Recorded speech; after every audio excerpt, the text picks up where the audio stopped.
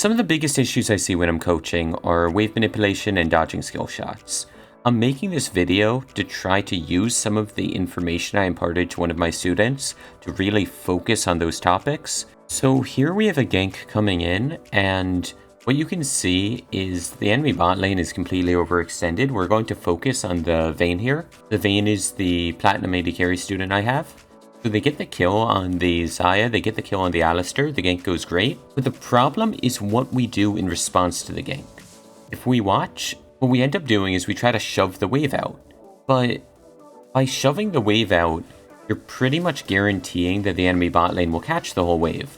You have a huge advantage in minions here in your favor, and if you used those minions, you would have been able to leave the lane in a slow push state, immediately recall, come back to the wave with similar item to Xayah, but an XP lead and a gold lead because the wave is slow pushing towards your tower. To do that, you would have just set these minions, so instead of the way we did it, you would have 4 caster minions coming in, 4 melee, and you would have killed that tank minion that was there. Because right now the wave is just coming forward into them because of the way we set it up, and because we allowed the wave to come forward into them, we're pretty much throwing away the lead that this gank gave us. This gank enabled us to completely shut Xayah out of the game in the early game, and instead of doing that, we just hand them the ability to win back. If you watch, what ends up happening here, Nautilus and Vayne decide to push out the wave, and this actually sets up a slow freeze for the enemy bot lane. Like, this doesn't make sense. Effectively, what we're doing is we're giving the enemy bot lane free farm, we're denying ourselves XP and gold, and we're getting a not as good back timing as we could have had. You actually see the wave is slow pushing forward now for Xayah. She's in a perfect state. She's not even behind anymore from the gank. Anyway, I can see I'm losing a lot of waves, and now it's also very hard for me to CS. It's very hard for you to farm, and this is because you forced the wave into this position on yourself, you know? Yeah, you saw how aggressively he was positioned up, so, and then because he knew my support wasn't there, so I missed more waves, and this is almost like a turret right now. The minions are killing the enemy CS.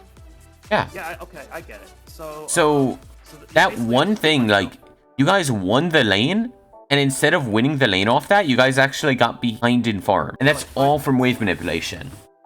I see. Yeah, in this case, okay, this one I get. When you see Alistar, like, flash combo, all you need to do is RQ. Like, use your R, then use your Q, and do not auto. So you're in stealth, so they can't use autos while you're CC'd, you know? Oh, I probably panicked, I think. Because if you just RQ right here, there's nothing they can do.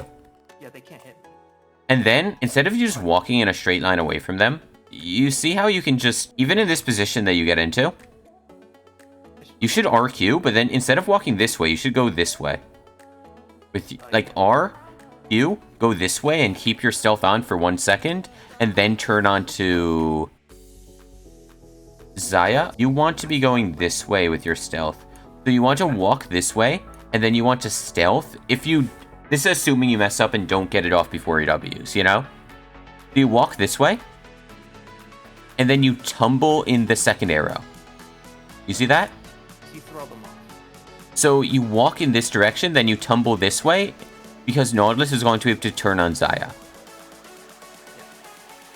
Right. Yeah, I think that is just something I have to get more used to. It's like, you have to... Yeah, it's like, I try to go towards safety because my turret is, but that's not always the best.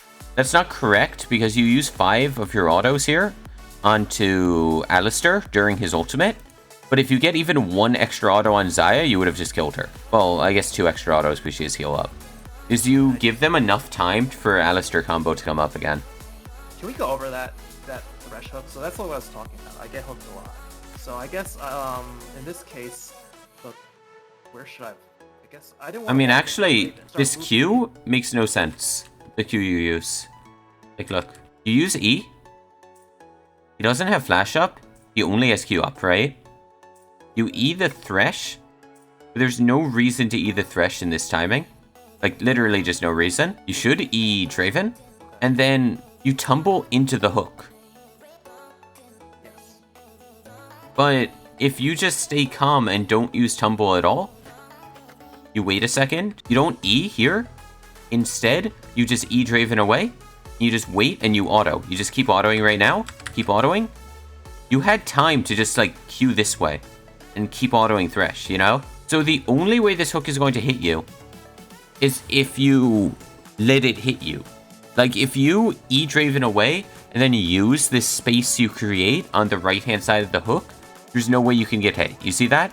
So I probably wasn't thinking straight. So if the hook is coming this way, the real hitbox is something like this, right? So The only safe space is to be... I have to move towards straight. right now, you need to move towards Draven to juke this.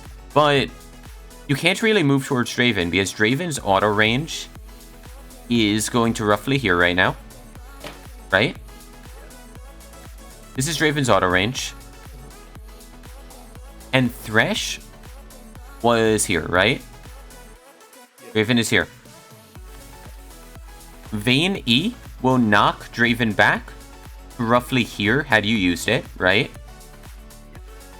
Right, that would give you the space to dodge them. And this would give you the space that you could juke in any of this area here.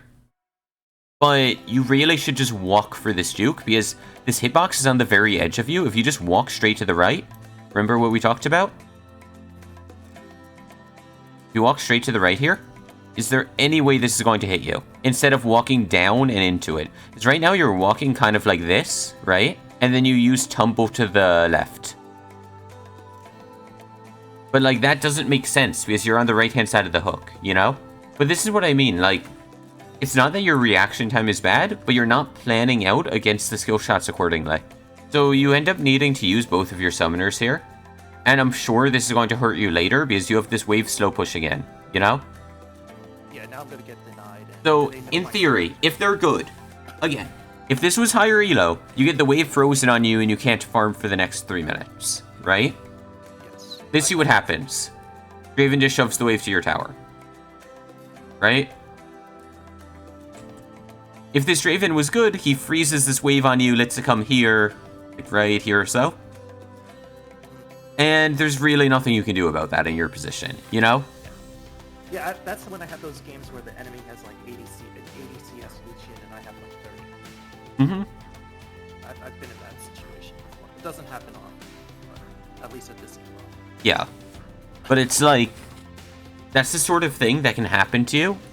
That's why I'm saying it's not the laning farm that's really killing you as much. Like, it hurts, of course. But, like, imagine, if you had summoners here, right?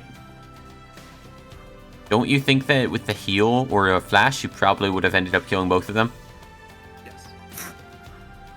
So it's like, you know, the opportunity cost of that mess up earlier is potentially 2 kills at this point. You know? So, like, what's losing you the game? Is it the farm, or is it not juking properly and not wave manipulation, like using wave manipulation properly, you know? Or I shouldn't say it's losing you the game, but I should say it's losing you your ability to carry through the early game. So from 83 CS, leaving lane, assume at this point that you had 10 CS a minute, okay? Just a thought exercise for me. And then we go out to 20 minutes. You see how you got 35 CS in that 4 minute? I only have 115 at 20. Yeah, yes. Hear me out here. Okay. 73 CS at 15 minutes, right? So assume that you didn't mess up in laning phase, Okay. and yeah, instead you have 10 CS a minute right now, right? Assume. We're going to play pretend. Okay. So at 15 minutes, assume you have 150 CS. At 20 minutes then, I should have 200. you have 113. You have 40 CS in this 4 minute, right? In this 5 minute time frame, actually. As I said, 15 to 20. So that's 8 CS a minute. You didn't really struggle outside of lane to get the farm. Let me go forward another 4 minutes. The 113 goes to 135. In this next 4 minute section, we got 20 CS. That's again 5 CS a minute. So we did struggle from 20 minute to 24 minute to get farm, right? Why did we struggle in this time for farm? So let's quickly watch. There's a fight in mid.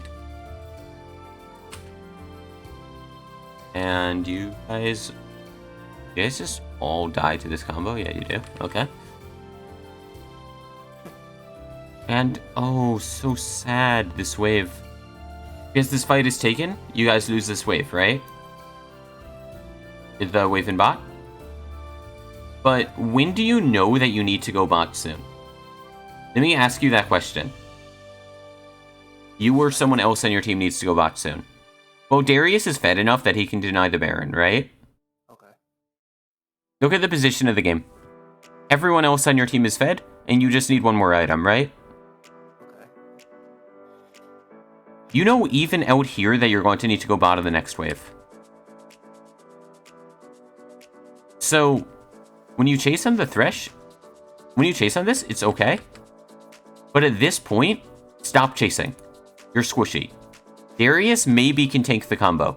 There is no way you and Janna can tank this combo. You know? Which combo from 6? The Ornn. Oh. The Ornn ult that you would see coming in right now. So instead of keeping on going forward, you need to start juking away from Janna. You don't want to be standing in the same spot as them, you know? Because you guys are all clumped up.